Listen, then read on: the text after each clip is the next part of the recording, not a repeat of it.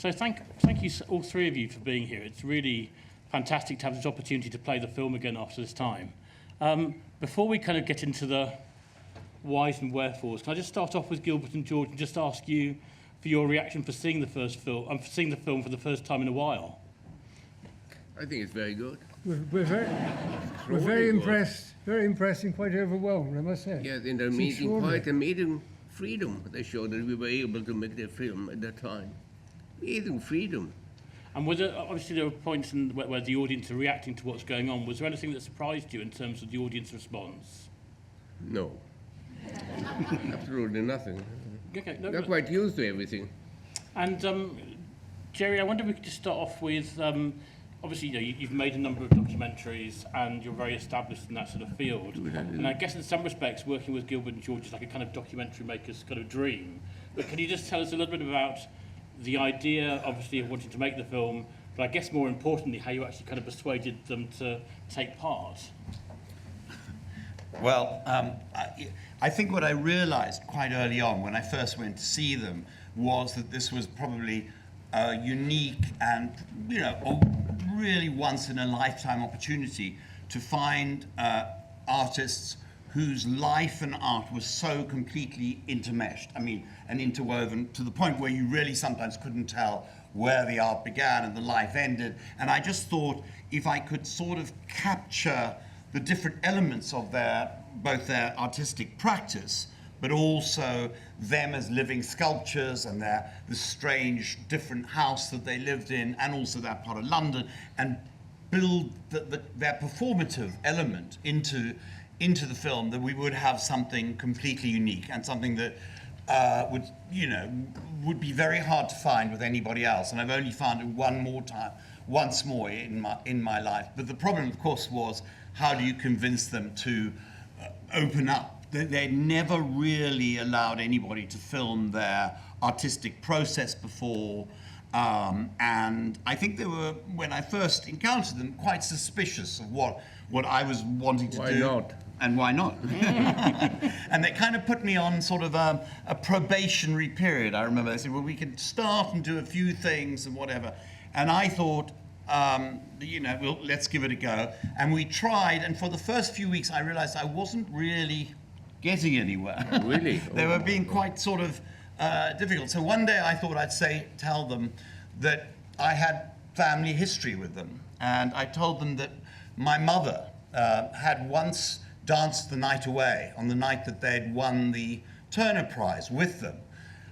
She had always told me that she had met them at the Tate on the night that they won, and they were sitting there, and she said no one was talking to them. They were Tories and they were right-wing, and the art world was left-wing and so on. And she'd only recently come from South Africa, and she was sort of, taken with them and sat down, had a really fun night, and ended up going and dancing in Heaven and Madame Jojo's and God knows what. So they had a fantastic night, and so I told them about this, and first they go, I can't remember. And the next day they said to me, oh, we remember your mother very well.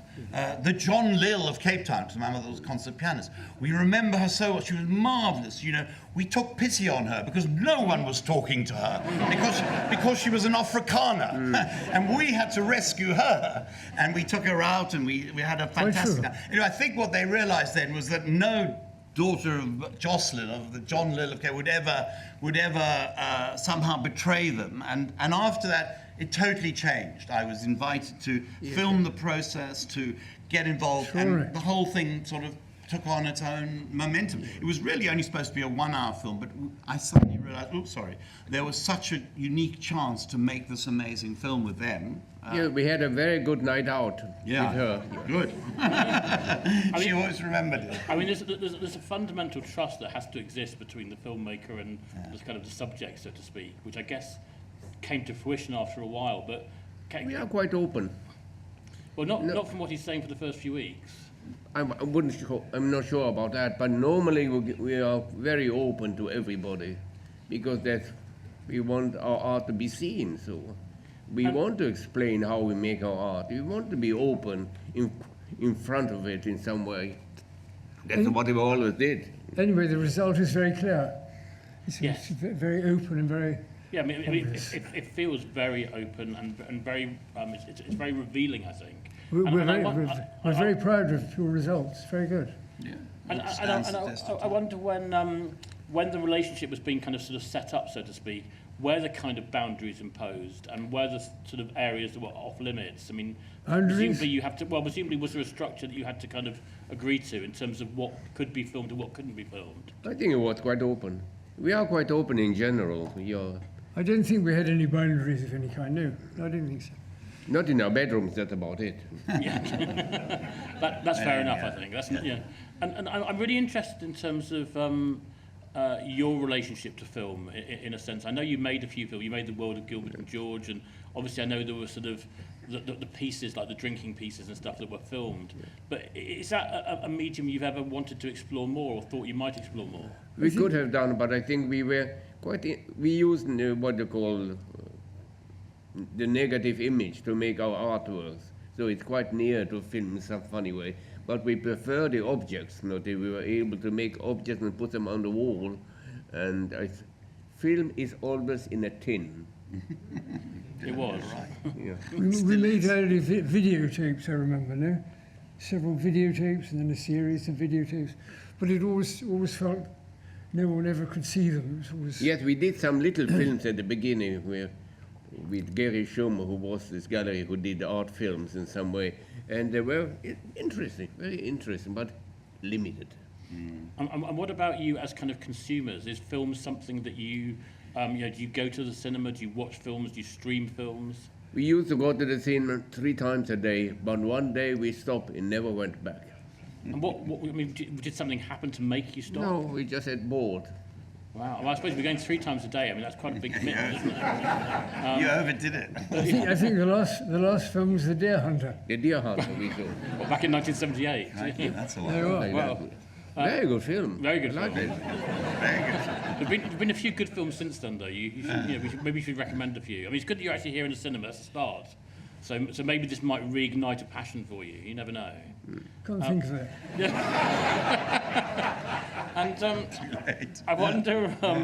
I wonder, Jerry, if you could just tell us a little bit about the kind of the way that the film was made in terms of, did you have a team with you? How kind of unobtrusive could you be, bearing in mind, obviously you've got a great big camera and all the rest of it?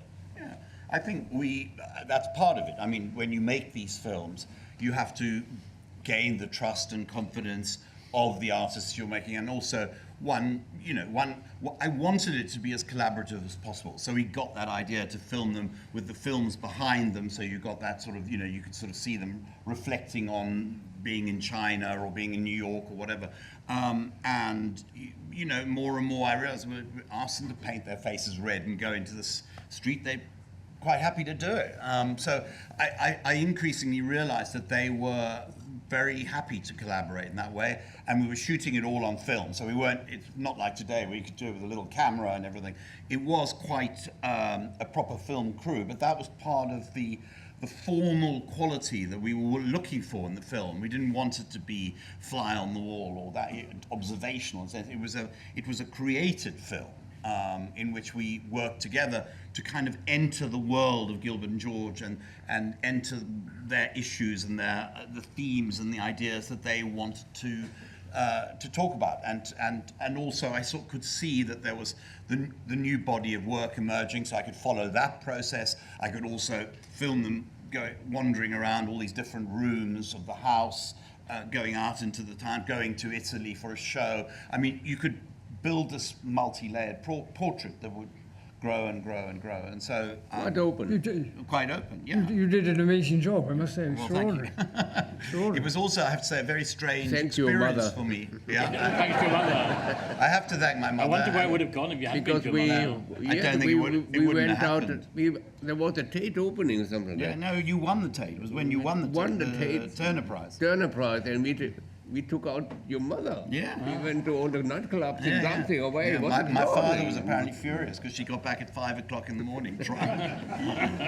But I have to say there's one other family element to this making of this film that did make it very personal and powerful for me as I was making it, is that my sister had cancer and was undergoing all these bone marrow transplants at the time, and it was a very strange experience because often I'd go from the filming and you'd be filming blood on piss on, or whatever, and I'd go to the hospital and she'd tell me, you know, there's blood in them. You know, it was a really strange, weird sort of life I was leading, which was seeing these liquids and really playing themselves out in the way that George said at one point, that we are all made up of these liquids, and her life was becoming literally all about the liquids and the stuff they were putting in, the blood they were taking out, and the pee, and the, you know, all of the stuff. And it was such a dramatic thing to be, you know, following this body of work that seemed to be mirroring what was happening in my personal life with my sister. And sadly, at the end, you know, on the last day of editing, she told me the thing hadn't worked. And that was the end, really. And sad story. it was a sort of sad end. But, you know, it was a very moving experience because there was a kind of reflection in what they were doing with what I was living, really. And you spoke about how you tried to be obviously as open as you possibly could, allowing this film crew to, you know, parts of your lives that had not been kind of previously documented. But I wonder, in reality, when you have got the crew in there with you, how easy it is just to kind of try to ignore them and just get on with things as normal. I think we are quite good in doing that. we trained ourselves to do it in front of people and all that stuff. No, we know what we want to do. That's quite interesting. So nobody can stop us doing it. Right. Not yet, but yet. And if you look back now, 20 years later, on what you were doing then and what you're doing now, it's the sort of the structure of your day and the way that you work, putting aside the fact, obviously, we're in a digital world now with the ways that you put your paintings together and so forth. But in terms of the actual day-to-day sort of life you lead, is it still very similar to how it was 28 years ago? I think it's very simple. We always believe that we don't want to know exactly what we're doing. If not, we'd be doing something that somebody's already done. So we want all of our life, all of our heads, our soul, our sex, to be partly a mystery and not to decide exactly what to do the next hour or the next day. So let something take over from us. There are other things in life apart from us sitting in the studio with our heads. We have memories, we have families, there's a world around us. We like to try to let some other truth come out. We have to be afraid in some way of what's going on. We don't want to repeat ourselves, so we are quite afraid when we open up some new lines in some funny ways. But it has been an amazing journey, quite so right. Not to know exactly what we're doing is very important for us every day. I mean, we did it in 2,000 artworks. Yeah, that's incredible, isn't it? And we did 108 museum shows. Christ. Wow. I mean, that's a huge amount. I mean, I'm really intrigued to know, we saw on the film about your process for making the artworks at that point. That has changed. And that has recently, changed now, yes. presumably. I wonder just whether you could just touch on how it has changed in terms of your It's approach. digital. All the images are taken digitally now. So you've had to invest in all the equipment, have you? Yeah, all the equipment, yeah. We are doing it ourselves. That's quite exciting. Okay, we have a helper that we found in Shanghai. He's here as well. He's very important because he knows a little more about digital technology than us. And it feels as if, and this is kind of either, you know, sort of Gilbert George or Jerry, but it feels like there is a sort of third character in the film, and that is East London. You know, I mean, when I say third character, because you're sort of two people as one artist, but there's also East London kind of plays a very important role, not just in your art, but also in this film that comes across. And I guess it's almost impossible to separate those two things, is it? Even when we wake up in the morning, we always think we've woken up to the world. I know we live in the East End or off Brick Lane, but we do feel every day this vast universe around us. Yet I think, but like Brick Lane around there, is a different London than you go to what you call Notting Hill Gate in some way. It's totally different, no? And we prefer that one in some way. Even when we used to go there, we used to go to buy antiques into the other side. No, it has been an amazing journey. Do you have a sense that after the film went out, and obviously it was ITV at a very kind of prominent slot, so it would have got a lot of viewers, do you have a sense that your admirers kind of increased as a result of the film? I don't know about that. I didn't know about that. I think you know say that now, but I think at the time you did say to me that it had changed Okay. the perception Maybe I'm it's a long time of you, ago, that but you'd yeah. had a lot of Yeah. negative stuff, and the television experiences you'd had before had not been great, That's and true there'd as been a well. lot of aggressive and negative, and that this opened people's minds to you more on Yes. a bigger scale. I mean, I It's a maybe good don't feel intro- that. it's a- Yeah, but It's very You good. did, you did It's a good feel that. introduction, isn't it? anyways, we won. You won. It's a good introduction to your work. I think for people who are just scratching the surface initially, it's a good way of getting into your work if they want to then take it further forward. And I mean, we did so many museum shows all over the world. It's extraordinary idea that we were able to make, I don't know, 108 museum shows and 150 private galleries. We were able to, totally driven. You know? And not only that, because we did it ourselves. Now we have an assistant from China that we met in Shanghai. But before that, we did it all alone, everything alone. And that's one of the things that comes out of this film as well, I think. The fact that you haven't got this big team of people who Nothing. you're working with. You're literally, as an artist, sort of, sort of going ahead and, Yes. and making It's this our work. vision. That's important. But also how complex and, especially in those days, before the With the computer, size of them as well. the size and having to do that thing where you do cutouts and the laborious and hard work and the risk-taking did seem amazing to me. I mean, just because it was so... It's so connected as though we were practicing ready for the computer. Yeah. But It's all connected. It was a shoot very, it on the wall. but it's a very good way of making art that we developed for ourselves. Not every artist can do what they want, but we found our own way to how to make art and to be part. We are the center of our art. That's what we are. I'm going to, in a moment, just see whether we can get a couple of questions from the audience. But before I do that, I wonder whether you could just tell us a little bit about the Gilbert and George Centre that has opened a few years ago now, for people who haven't been before, what they can expect. It's very simple. We were, for years and years and years, we were being stopped on the street by people who said they admired our art. And when we said, which art, what art, none of them had actually seen an exhibition. They'd seen a television program or a magazine. So we thought, why shouldn't there be somewhere in London where there's some pictures? And that's why we started the Gilbert and George Centre. It's around the corner off Brick Lane, and people like to go there. It's very good. It's not so big. We have 3 galleries, not so big, and we once a year we change, and it's exciting that you are able to show your own pictures. So if not, they just every 10 years they show one picture at Tate.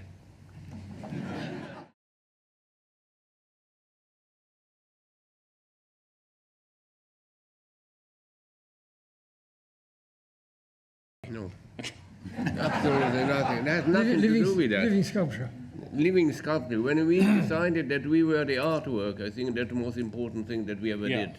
And we still are that. And that moment that we are the apple. You know?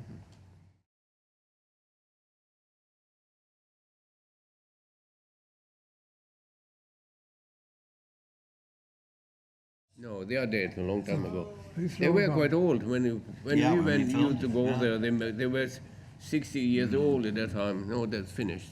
It was they were the biggest friends of ours. I must admit that. It was an extraordinary place. Yes, we love that. I should say you have brought Sandra with you, haven't you? From what's the name of the pub? The pub. The pub. The market- Sandra. The lady's here. Sandra, That's the pub. Sandra, would you stand up for 1 second, please? Sandra from what's the name? Sandra, the girl in the house. What's the name of the pub? What's the pub called? 10 bells. The 10 bells.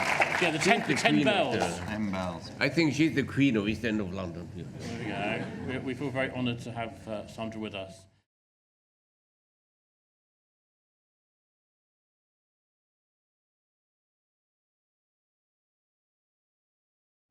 I think we are very regular, Roughly simple the same, lives. yes.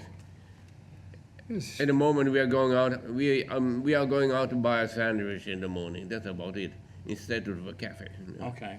Yes, but in the evening we go to the Turkish restaurant. We have been going for 10 years, I think. So you, We changed so you changed that. a very little bit. little, in fact. No? Most of the time they are dead. That's why we had to change. It's a good reason. We only go to cafes where we're encouraged to flirt with the staff. Perfect. It's worked so far. We are.